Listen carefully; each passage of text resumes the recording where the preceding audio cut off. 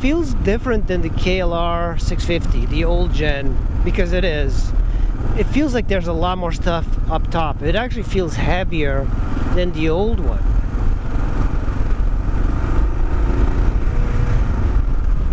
Shifting is a little bit better. It feels more comfortable than the old gen. So I had a 2017, as you guys might know. This does feel like a much better bike. It doesn't feel as aggressive. I think there's something up with the handlebars. Could be all in my head. But engine wise, this is exactly the same as the old one. Shifting is smoother and not vague, but it's still like, it's not definitive when you shift from one gear to the other. It feels like you don't know exactly if it's gone in. You feel it a little, but it's super smooth. And I think what happens with these new Kawasaki's is that their transmission becomes very like mushy and vague. Right now, of course, it's brand new, so it's not going to have any of these issues, but very comfortable, very neutral bike. It does have a 21-inch front wheel, same as the Himalaya. Like, it's a hard case for building to buy the Himalaya if you don't if you're looking for a adventure bike of this price range. Why would anybody buy the Himalaya other than having the name Royal Enfield Himalaya?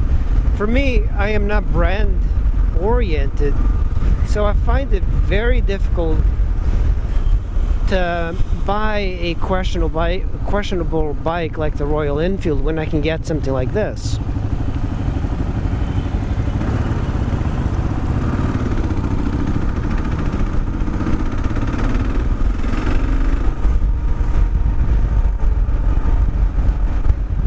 Go. Whoa! They just popped that basketball. Oh man. They just popped the kids' basketball. Oh man, how did they pop that basketball?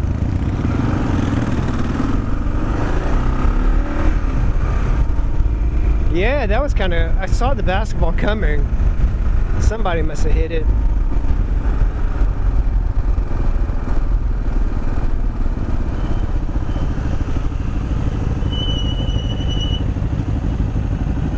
He's doing some video. He's from Texas.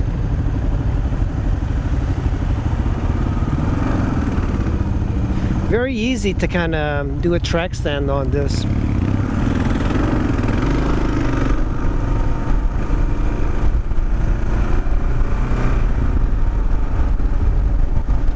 Yeah, I do find this thing kind of comfortable.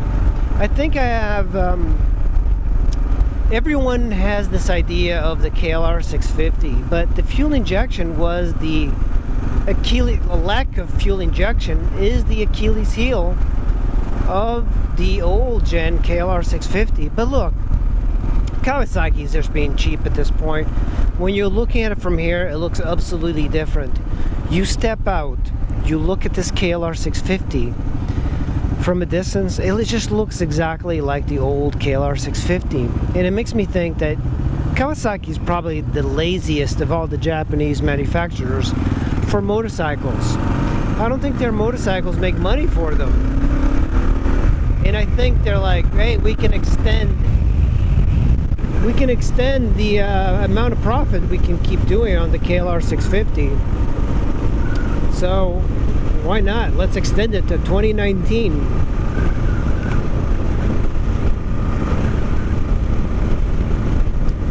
It's diabolical. They make a lot of money on these bikes, but fuel injection is it should have been done 20 years ago, 10 years ago.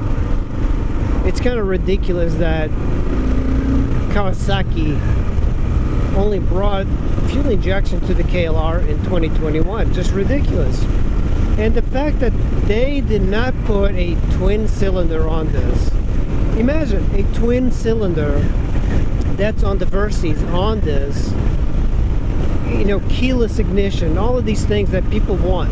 You know, all the KLR guys, they're always like, oh, let's keep it simple. Why can't you make a Yamaha Tenere 700 killer? That's the bike that everybody wants. There you had. Nobody really is interested in single cylinders these days. At least not that I've seen. I think the KLR guys are the cheapest kind of guys, so they might be okay.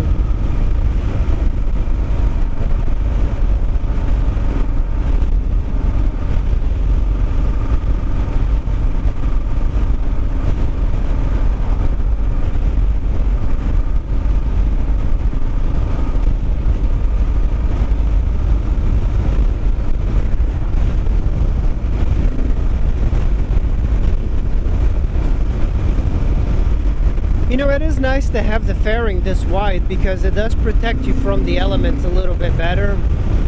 It's kind of like the Super Tenere. Flaring out the plastic, it's going to help you be protected for a real adventure. You know, wind protection is very important in an ADV bike, and when you look at the Royal Enfield, it's like nothing. You have to go very slow. But this one is a slow bike too. It's just got a little bit more kick, but it feels like klr650. That's the problem. It feels like a klr650. All right, first gear.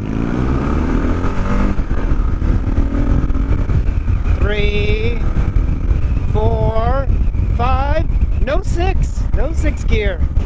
The ADV market is so saturated now at this point. You know, the middleweights are becoming more popular than the open class ADV bikes. But when you compare some of the choices, like the Royal Enfield 500, and then you compare it to this is a much better buy. For like $1,000 to $1,500, you get this. This is a much more competent bike than the Royal Enfield. It's proven. It's just as simple. It's got fuel injection. It's got 5 speeds. And of course, it's got much better wind protection. So, the only thing is that everybody's got a klr650. Everybody has had the klr650. So, unless you really want to say to people that you want a Royal Enfield, I don't see actually wanting the Enfield over this. But then again, here's the thing. Why would you get this klr650 over the Yamaha 700 Tenere? There's no point other than money. The Tenere 700 is much better than this. It is fun. It's got the 21-inch front wheel that the Royal and this have. It's fuel injection. It looks better. Yamaha is a much better manufacturer, much more proven than Kawasaki, and definitely much more proven than Royal Enfield. So it's really just a money game. But the Tenere 700, you cannot get that thing.